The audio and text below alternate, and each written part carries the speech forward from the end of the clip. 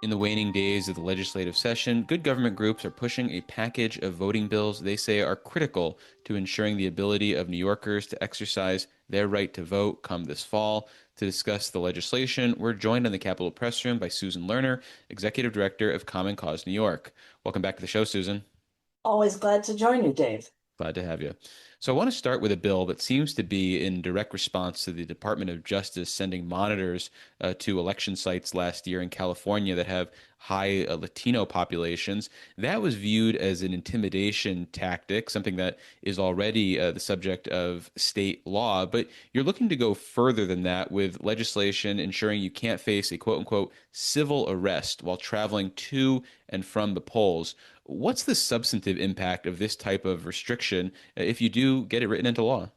Well, what it does is it sets a very strong state policy that federal officials looking to enforce immigration rules have no place in our elections, have no place outside our polling places, and have no role in questioning or stopping people who are coming to vote or people who are coming from voting. So I think it's an extremely important marker that is designed to send a message to ICE and federal agents and to set a strong protective state policy that voters should feel confident that they're going to be safe when they go to vote, which we know they are going to be. There have been very, very limited and any attempt on the part of federal authorities to actually intimidate voters. I want people to understand we think that it is not likely that we're going to see a lot of federal intrusion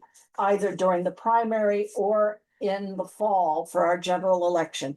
But this is a protective measure, simply to send a strong measure to the feds. Elections are not your business. The state budget was recently adopted with language designed to redefine the relationship between local law enforcement and federal immigration officials. And it also looked to limit where federal immigration officials are able to do some of their work. Was polling sites or election locations in some way included in that language? And if it wasn't, should it have been? I believe actually that polling places are recognized as a protective, sensitive location in this most recently passed budget. That's something that we at Common Cause New York and our voting rights advocates, colleagues in the voting rights community advocated for. And we're really glad to see that in the list of locations that are considered to be too essential to the well functioning of our society, that polling places are included along with schools, houses of worship, etc. So absolutely what we needed to see in the budget is there. Well, how far do you envision the proposed legislation dealing with civil arrests going? For example, and this is a hypothetical, so give it as much credence as you want, but if for some reason federal immigration officials had reason to believe that undocumented New Yorkers were going to gather somewhere to get on a bus to go to a polling site, could they potentially meet them at the bus gathering location to make civil arrests, or would something like that fall under the protection of this type of legislation because it's essentially on the way to the polls? I'm very happy to say that I believe that if there were, so for instance, a souls to the polls, let's all go together. We're going to get on the van and Mhm. go to an early voting location in a county where you have vote centers. And this bill, if it is enacted into law, would make it illegal for ICE to try and interfere and keep people off that van, try and arrest them for alleged immigration offenses. Well, turning to a similar bill, at least in spirit, there's legislation designed to address challenges to the voter eligibility by non-election officials. It seems like this is kind of a response to some on the right, essentially encouraging people to take it on themselves to police the integrity of our elections. How are you looking to solve that problem, which has popped up sort of randomly all over the country? It has popped up randomly, and it's really interesting, Dave. When we started to look at the situation, we looked at other states to see what requirements are there in other states where individuals are allowed to challenge voters at polling places. And what we found was that New York is an outlier. Other states have very clear requirements. If you want to challenge a person's ability to vote in person, if you're at a polling place, you have to identify yourself. You have to be a voter in the state, and you have to affirm, you have to swear that you have a reasonable basis for your challenge. Here in New York, you can just walk in and challenge people without having to have any skin in the game, without having to even identify yourself or provide the basis for your challenge. That's simply wrong. And that is something very straightforward and I think commonsensical to fix. When you mentioned something like skin in the game, would a candidate's campaign, would that represent skin in the game? Could someone potentially deploy their staff or volunteers to an election site? Because I think they would argue they've got skin in the game since they are interested in the outcome of the election. Well, there are different rules when you're dealing with people who have some official standing. What this bill addresses is the just the everyday person who, for whatever reason, authorizes themselves to go and challenge people. If you're a candidate, if you're a party official, if you're a poll worker, you have a different status. You're recognized under the law. This bill is designed to close a gap in our law that makes New York an outlier that allows random people to challenge without having to actually swear to the base a factual basis for the challenge.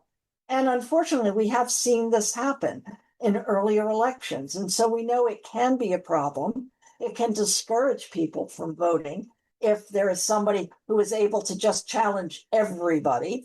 And this is a straightforward and simple fix. The bill includes language that restricts how information about an individual's citizenship collected during the challenging process can be used, saying it's only for quote unquote voting qualification purposes. What does that mean? And is there a reason to restrict how that information could be used? For example, would it not be allowed to come up during, I don't know, a trial for voter fraud if someone ended up going down that route? This has to do with the way in which our federalist system is set up, okay? And that has to do with information that is gathered at the state or local level should stay at the state or local level.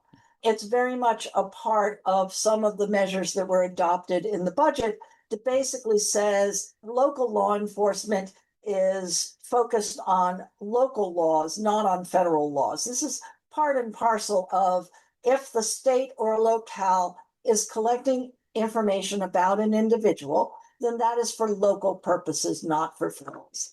And It's a then resource and federalism issue and absolutely appropriate in our system. and then because though we deal with things like an election crime at the state or local level, would that information be allowed to come up during some sort of criminal prosecution of election fraud? Absolutely. The rules relating to evidence are very different than information that can be shared between agencies or put out to the press. And So that's an appropriate use, but the likelihood of any large number of criminal prosecutions is virtually zero.